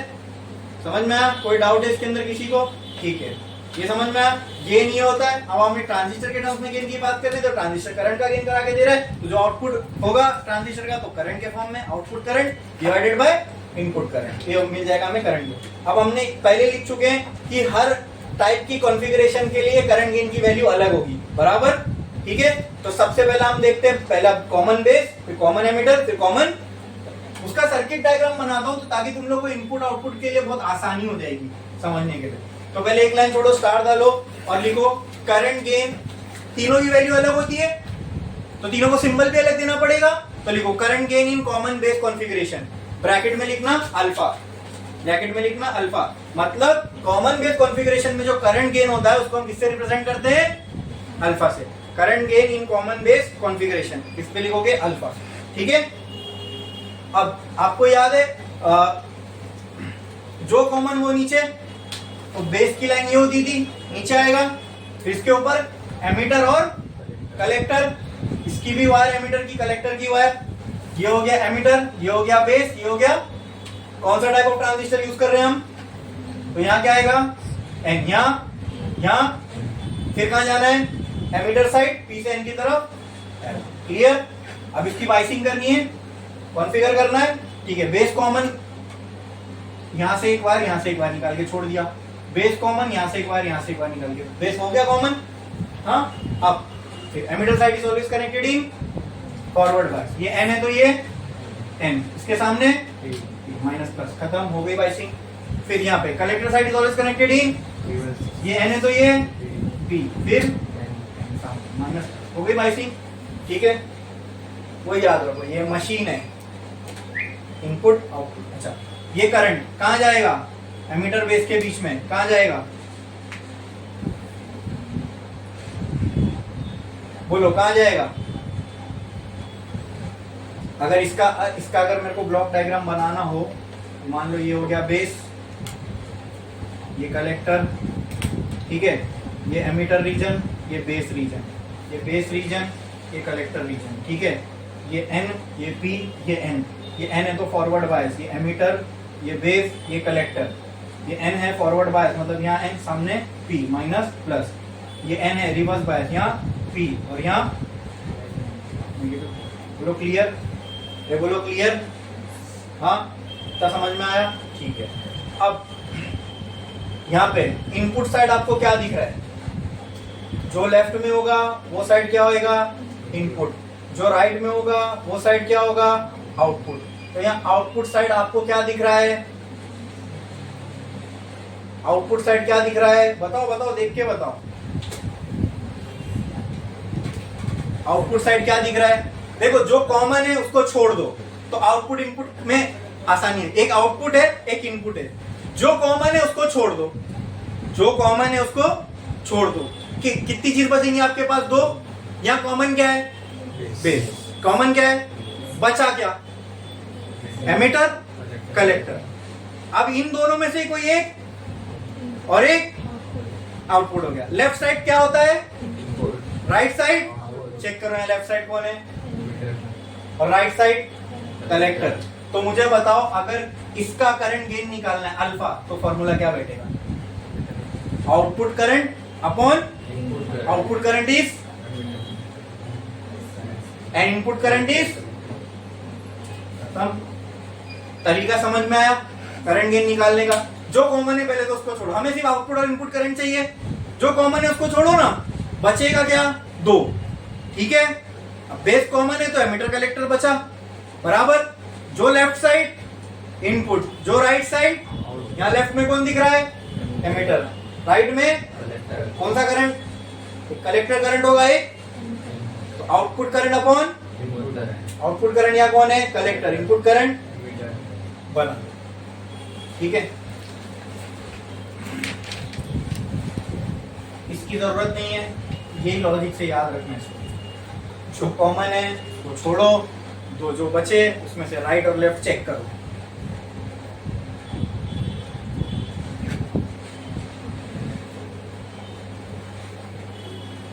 अच्छा रुक जाओ, एक और चीज कर लेते हैं नेक्स्ट, कॉमन एमिटर कॉन्फ़िगरेशन बनाओ, ये पहले बनाओगे, हाँ ठीक है बना लो, चलो देखो जल्दी जल्दी करो, जल्दी करो।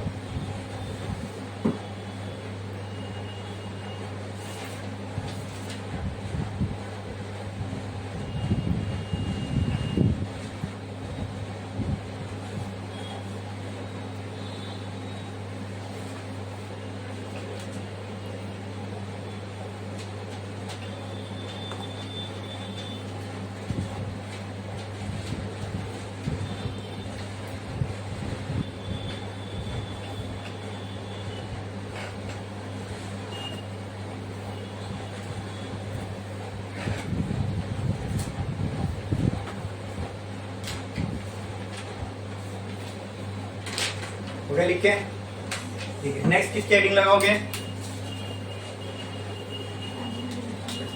उस डायग्राम के बाजू में लिख दो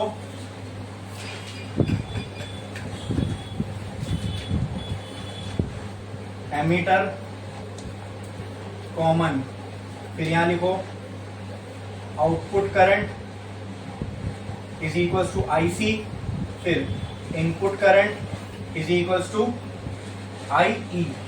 ठीक है क्या, ओ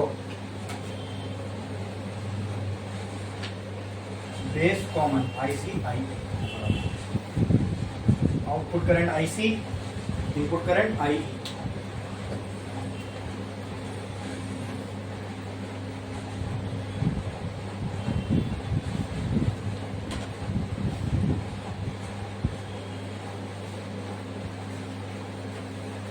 तो क्या लिखे, नेक्स्ट हेडिंग क्या लगाओगे, current gain in common emitter configuration, लिखो छापो जल्दी, current gain in common emitter configuration. Diagram बनाए तो फटाफट आना चाहिए, जो कॉमन वो नीचे, तो ये लाइन किसकी होगी, वही बेस वाले को मैंने टेढ़ा कर दिया। ठीक है, ये किसकी लाइन हो गई, एमीटर की, ये बेस, ये हो गया एमीटर, ये हो गया, ये हो गया N P M, emitter side आया, पी से एन की तरफ line, clear.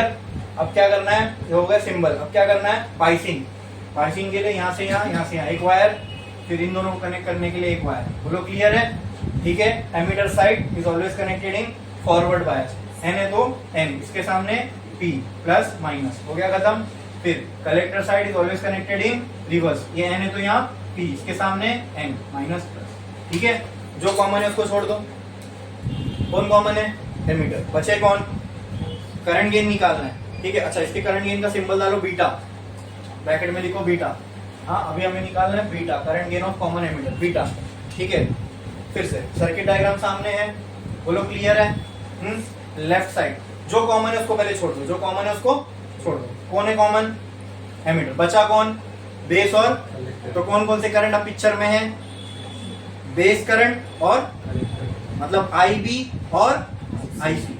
Right left check करो, लेफ्ट में कौन है, लेफ्ट में कौन है, आई बी है, जो लेफ्ट जो है उसका करंट लेफ्ट में, बेस लेफ्ट में तो बेस करंट लेफ्ट, आई बी राइट में, आउटपुट करंट कौन सा होगा, इनपुट करंट, करंट गेन का फॉर्मूला बनाओ, खत्म, आ गया।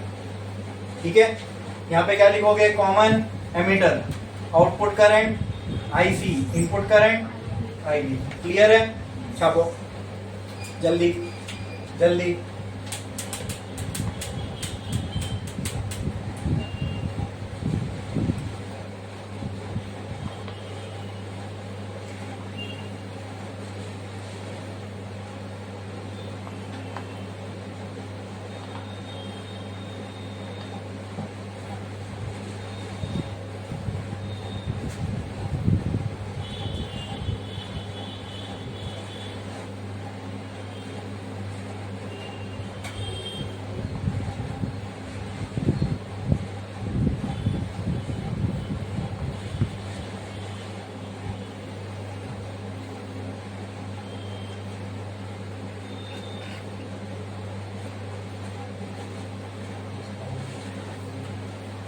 गया लिख के? जैसा उसके लिए लिखे थे emitter common output current IC input current IB, और आईसी अपॉन आईबी इसका फॉर्मूला हो गया।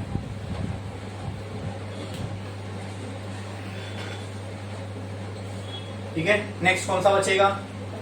तो इसके बाद फटाक से हेडिंग डालो, current gain in common collector configuration, और इसका सिंबल क्या बनेगा?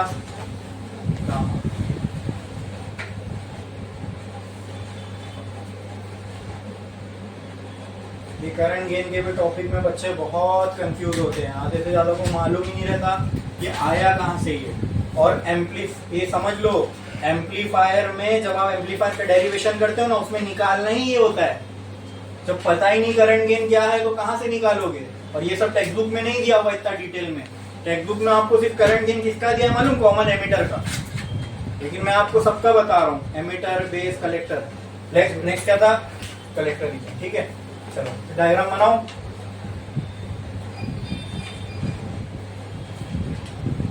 एकदम सिंपल, जो कॉमन वो पहले नीचे है ना, इसलिए ये सारी चीजें हमने स्टेप बाय स्टेप पहले ही देख चुके हैं। जो कॉमन वो नीचे, नीचे कलेक्टर की लाइन, ये बेस की लाइन, ये एमीटर की लाइन। बोलो क्लियर है?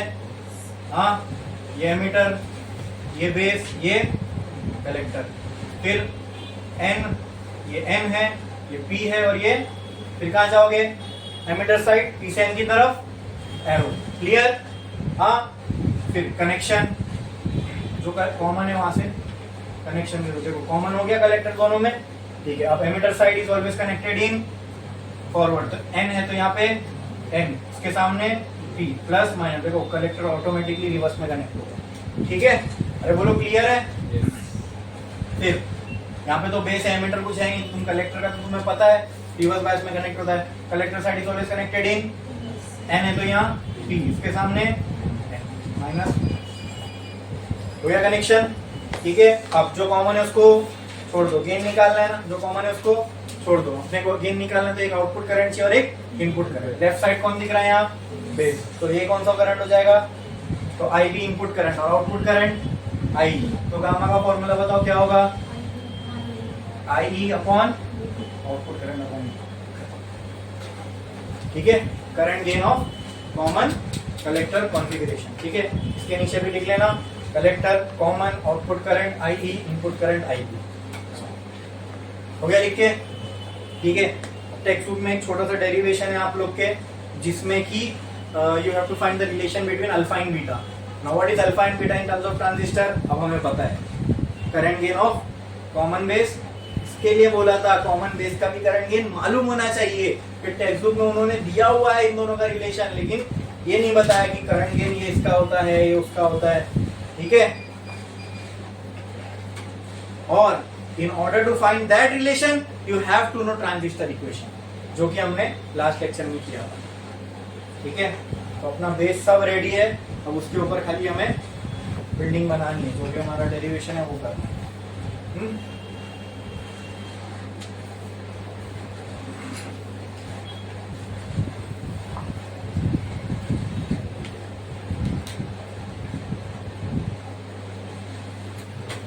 जैसा टेक्स्ट बुक में दिया हुआ है वैसे ही मैं आप लोगों को डायरेक्ट करा देता हूँ। ठीक है, तो लिखो स्टार डालो और लिखो relation between alpha and beta. Star डालो और लिखो relation between alpha and beta, alpha and beta.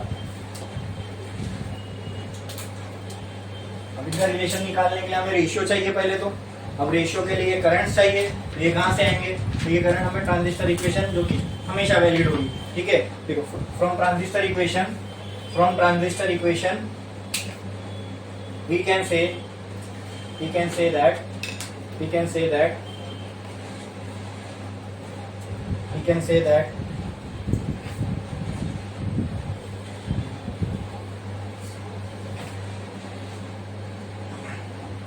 लिखा आपने?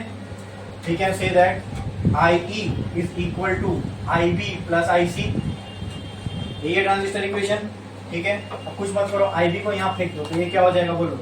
आई E minus I B is equal to I C. बोलो क्लियर है? मुझे अल्फा और बीटा चाहिए, तो मुझे पहले तो ये बताओ अल्फा होता क्या है? अल्फा क्या होता है और बीटा क्या होता है। ये कर्व उसी ले रहा हूं मैं, मुझे अल्फा बीटा के टर्म्स में चाहिए।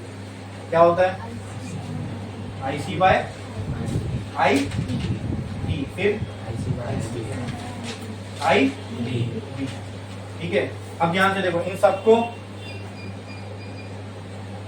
आई सी से अगर मैं डिवाइड कर दूं तो ये क्या हो जाएगा, ध्यान से देखना, I E by I C minus I B by I C by I C. ये कैंसिल होके क्या हो जाएगा 1, कैंसिल होके 1 हो जाएगा। ठीक है, इसको गौर से देखो, अगर आई C by I E alpha है तो I E by I C 1 upon alpha हो सकता है।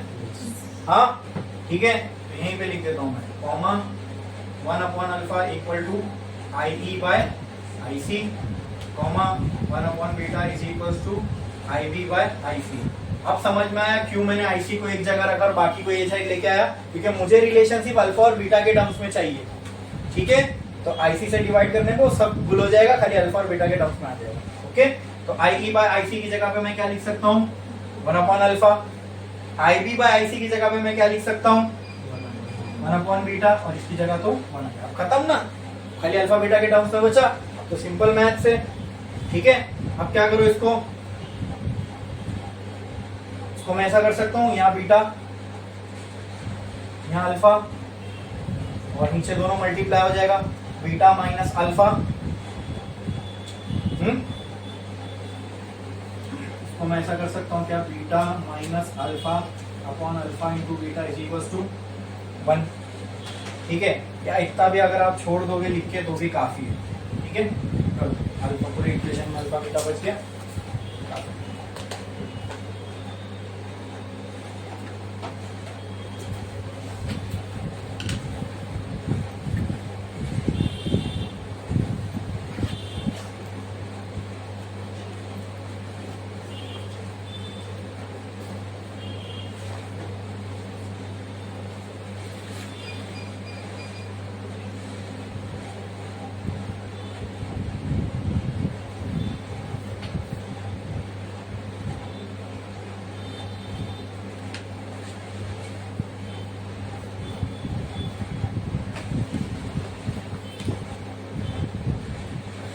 लिख लिया आपने इतना।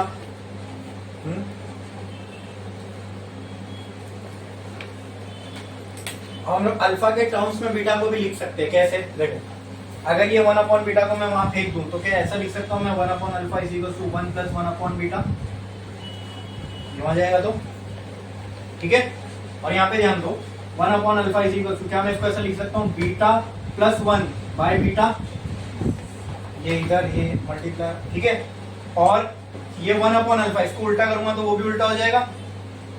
Alpha is equal to beta upon beta plus 1,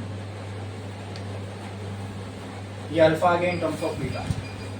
करो करो जल्दी, कुछ डाउट है, नहीं समझ में आया तो पूछो। ये स्टेप के बाद ये करो जल्दी।